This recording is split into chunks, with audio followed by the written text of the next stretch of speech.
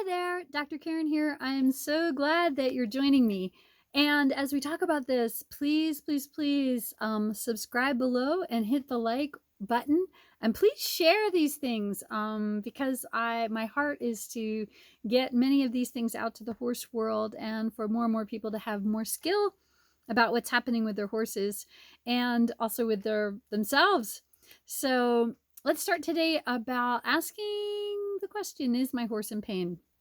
And let's start a little bit with this idea of what is pain and how a horse's body may show that they're not actually super comfortable.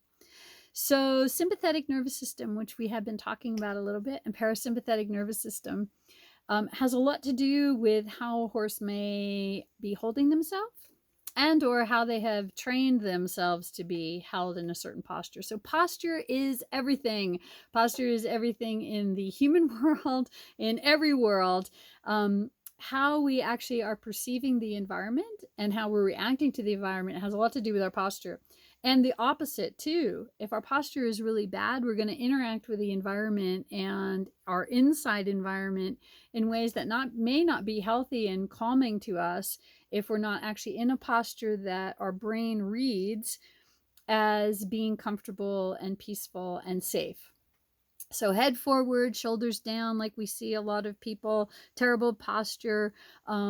It sends a message to our brain that something is very, very wrong. And it floods our body with all kinds of chemicals for worry, anxiety, anger, all kinds of stuff, which is that sympathetic nervous system. You're getting ready to fight or flight or be actually in a position of freezing. So let's talk about horses a little bit. So as you look at your horse, and maybe what I should do is have some pictures. I'm sorry I don't right now. You want to look and see if your horse's posture is a little bit like this, right? So if I were to kind of climb on your back and you did sort of this, that wouldn't be so comfortable, right? For me to be carrying you. So head up, bobbing, head up is often, not always, so these aren't always, but often is discomfort. Dishing behind the shoulder blades a lot of times is a saddle that doesn't fit and or shoulders and legs that are being held forward, and that you'll often see toe strike on that. You won't see a full heel strike, right? Almost always those are horses that are walking on their toes. Their shoulders are forward. You'll see dishing behind the shoulder blade, and you'll also see overdevelopment of the lower neck muscle and into the pectoralis muscle because they're walking on the toes, and shoulders are actually moving more up and down than rather in the full motion, which is actually pulled back by the musculature behind the shoulder blades. And again, we can talk more about that too. You'll see top line, you won't see the paravertebral muscles integrated. You'll see a slight like sloping of the top line. It won't be straight or it won't be proper. You'll actually get kind of those, kind of a swooping sort of top line that doesn't look very healthy.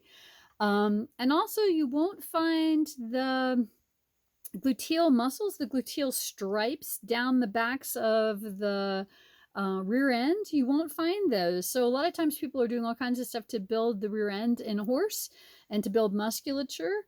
And they won't build that if they're in the sympathetic nervous system and if they're walking on the toe, because they can't reach underneath themselves all the way. So those are just a few things, a few signs. Let's go over that again, that your horse might be in pain and might be having some difficulty doing, for sure, some of the movements that you're hoping to do, probably in the saddle.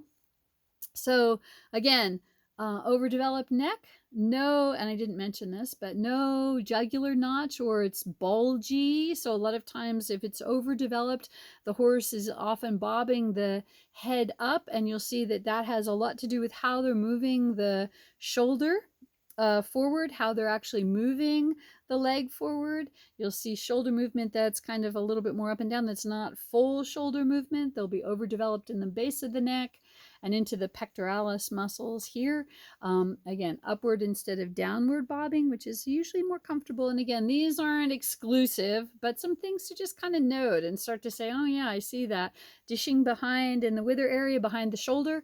You want to look and see if they're hitting the toe first or the heel first. Heel first is huge for parasympathetic nervous system. Toe first makes the horses a lot faster because they're in the sympathetic nervous system. They are in the flight mode, and we'll talk more about that. But really, for a healthy horse, day to day to day, not showing, not racing, and even if you're showing, right, you really want that heel first because you want them to be more comfortable. However, we do go up on the toe for a lot of speed. And then looking further back, you won't see a top line that's completely integrated, and you won't see stripes down, the gluteal stripes down the rear end. And you may actually see them moving from the stifle and not actually moving from the rear end, coming underneath themselves. So stifle moving, where they're kind of moving like that and they're hitting the toe, or they're flat walking. Those are a few signs, just to ask some questions. Is my horse actually comfortable? And then we'll talk about more things that you can start to do to help your horse, to get deeper into what's going on with these things on the body wise, and how to help. So many, many, many blessings. I am so glad that you are watching me and that we're back together again talking about all these wonderful things. I'm so excited to be sharing these things with you. So many blessings, and see you soon. Bye now.